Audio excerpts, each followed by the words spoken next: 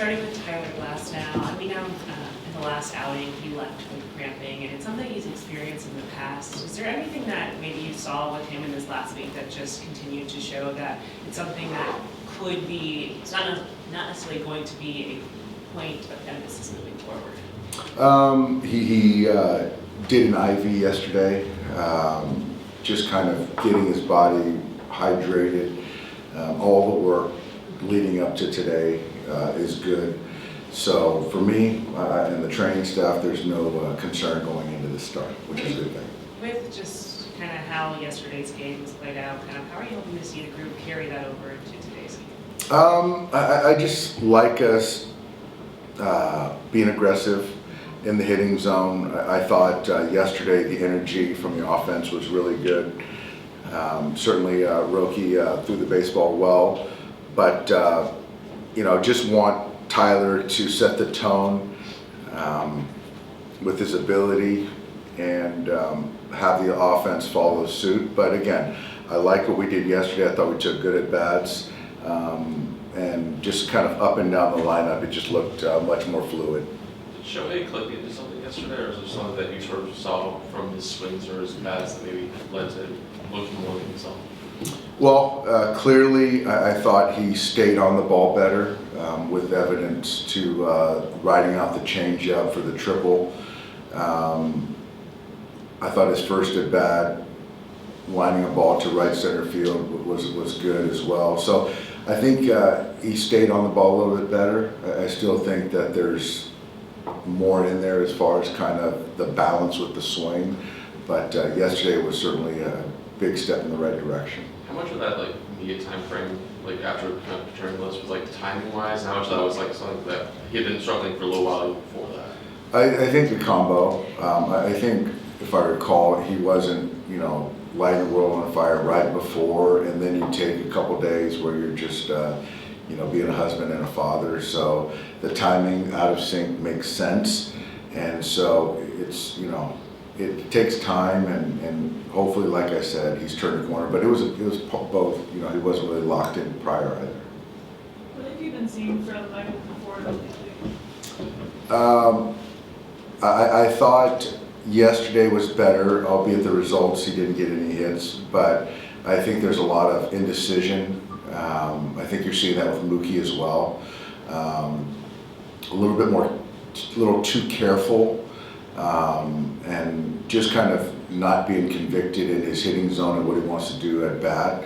And so I thought yesterday, hit a ball well to left field. I thought he hit a backside changeup, hard grounder to Hayes. I thought that was a good at bat. So he'll have a day off today, play the next three. But I think for me, it's just wanting to have, once he gets in there, have clarity and just kind of be free and easy. Where I think sometimes it gets a little foggy with guys when they're scuffling a little bit.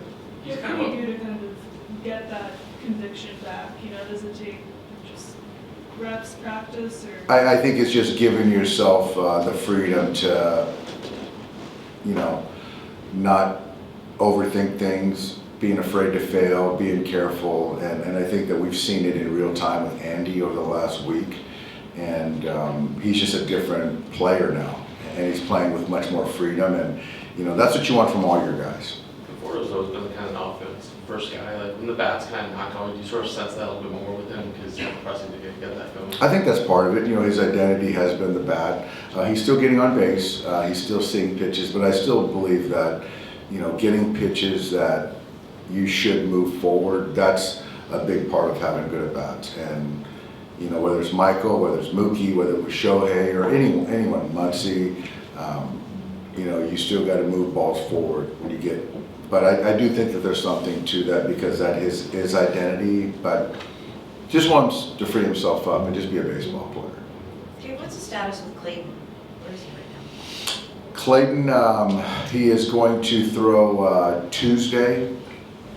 It'll be 5 innings, 5 and 75, something like that. And then as I understand it, if it goes well, then it'll probably go a little shorter on regular Sunday, and then we'll see from there. But he's in a good spot right now. Is that with OKC still? Correct. OKC for this one, yeah. You think the difference in Pages the last few games is more mental than any mechanical change? Absolutely, 1,000%. Now, how essential is it to get the guys at the top going? How essential is it to have the bottom hitters on base and producing? It works hand in hand. You know, you got to get those guys. The stars have got to be stars, and the guys at the bottom have got to set the table to bleed into the top. So I don't think anyone can ask 9 guys to be locked in for a particular stretch, but you know, I think Max is kind of having some better bats. I think Andy obviously is swinging the bat well, which bleeds into the top, and you know, just kind of getting a couple other guys going, it'll be a lot, you know, a threat every inning. But yeah, they all work hand in hand. Dave, you've mentioned a couple times that Andy Pappas is gaining confidence. He's being who he is. We've seen him getting advice from Teoscar. What are you seeing with some of the newer players seeking out the veterans? Are they seeking each other out, and how is that impacting what you've seen so far? Well, newer players. You know, Michael is a veteran player. He's new. I wouldn't say seeking out to other players, just kind of trying to find his own way. You know, obviously Tommy was here. Blake's on the IL. Roki's kind of finding his way, you know, taking a lot of information from Yoshinobu or the coaching staff. But there's not a whole lot of newer players, I guess, that are in the Andy Pages bucket.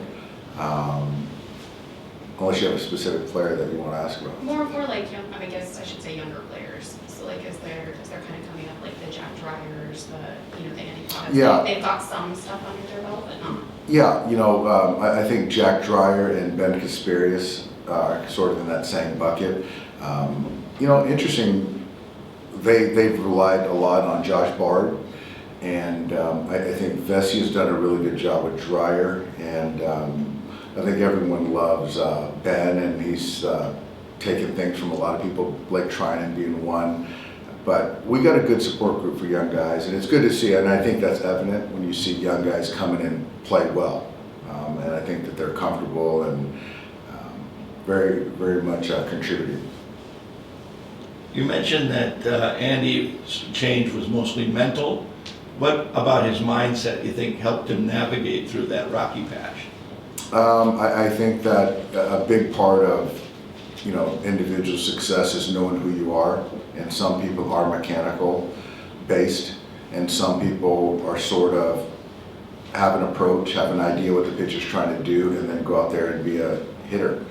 And that, I think, in my opinion, works best for Andy, and not too concerned about where his hands are at, where his stride is at, you know, all that stuff. I think that's the paralysis by analysis type, you know, theology method thought. So that's kind of our hitting coaches, Teo, just kind of freeing them up mentally. I think that's been a big kind of contributor. Thanks, guys.